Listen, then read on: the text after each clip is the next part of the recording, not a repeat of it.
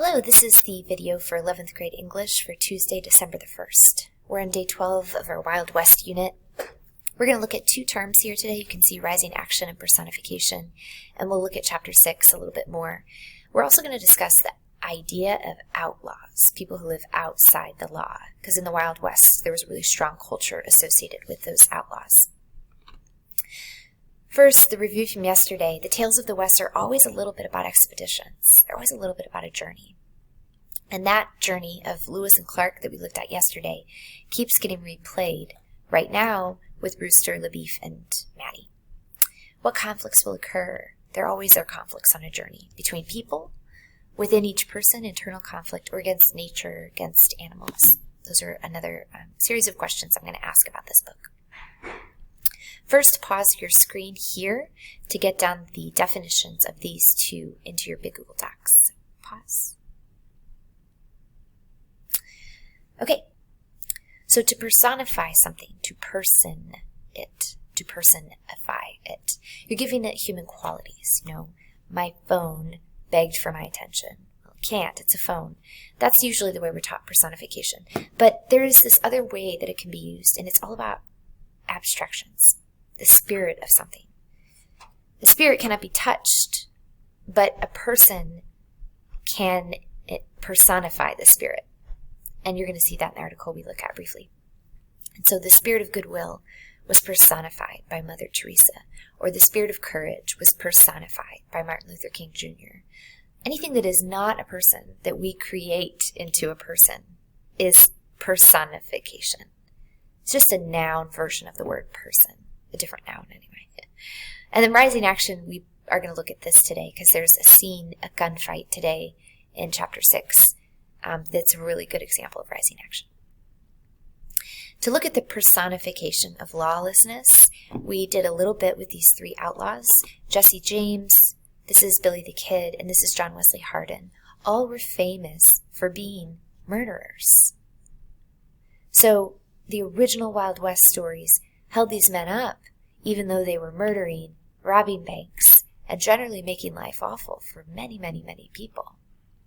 They still fascinated the early settlers and the people who were reading about them. How could someone be so evil? Or how could someone run so free without the law to stop them? It was also a famous time for marshals, the men who were sent out after them. The whole thing was very romantic to a lot of people. This idea of living outside the law and having to be responsible for your own justice. It's the same reason we like Marvel comics. Or the character Batman out there in Gotham City fighting evil by himself outside the law. That's the allure of these stories. All three of them met a grisly end, being shot to death, and that is part of the story that matters as well.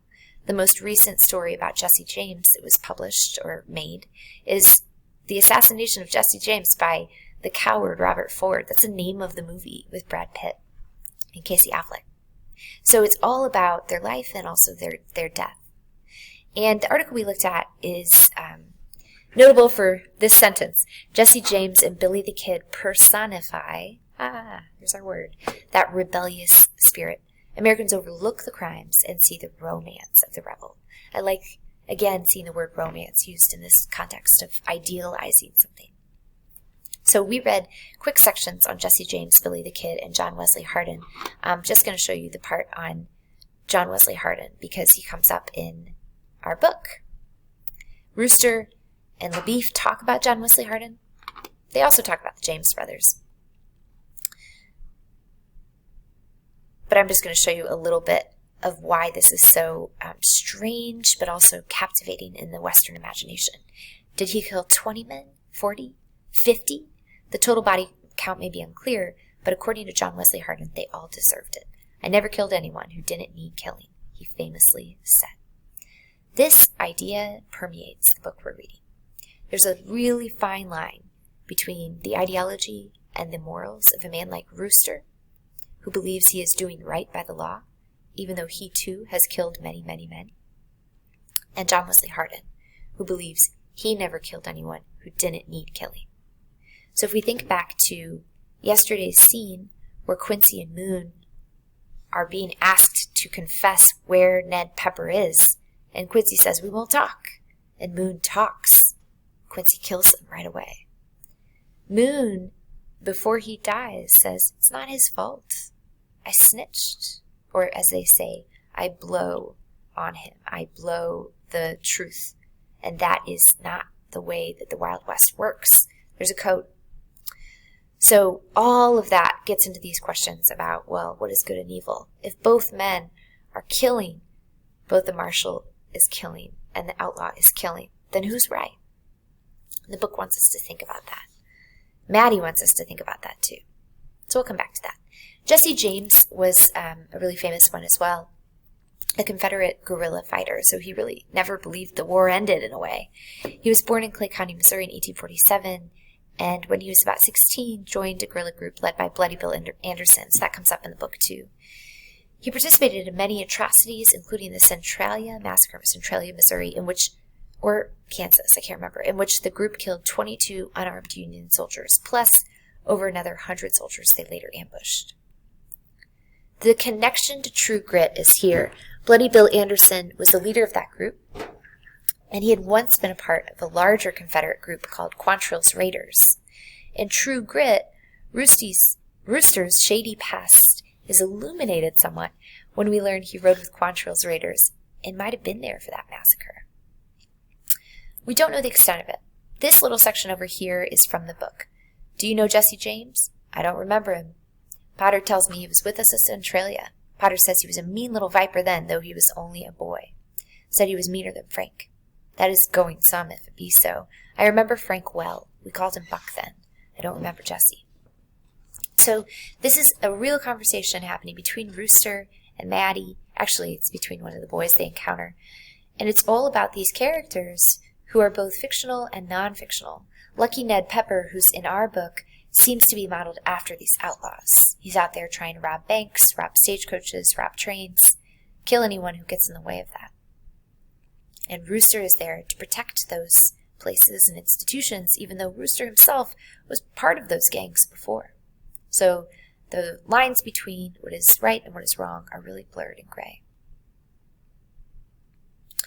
So I wanted to point out just this word in case you didn't know it, that federal marshals are the people who were sent out to fight these outlaws because they were outside of jurisdictions, they were outside of communities, they were living in these open places without the American government. So marshals were the answer. They're still very much around. They run the witness protection program, they guard federal assets, they are basically the policeman of the federal arm of the government. The army is separate, completely separate. We already said this. So the reminder, what is rising action? Smaller conflicts leading to the main one.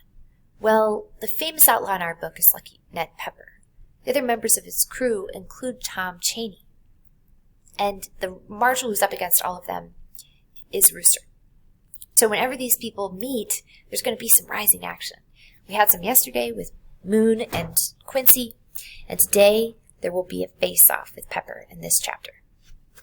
We're going to read that for the rest of class. If you're watching this video, then read to the top of page 156 or to 68% online.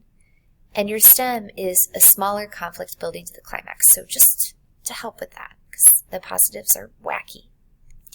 What is a smaller conflict building to the climax? There's a couple ways you can go with that.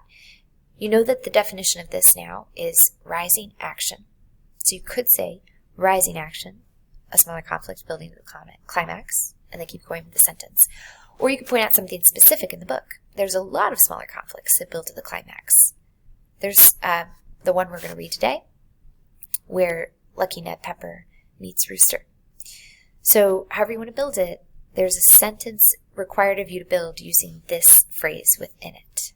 And that is your work for today.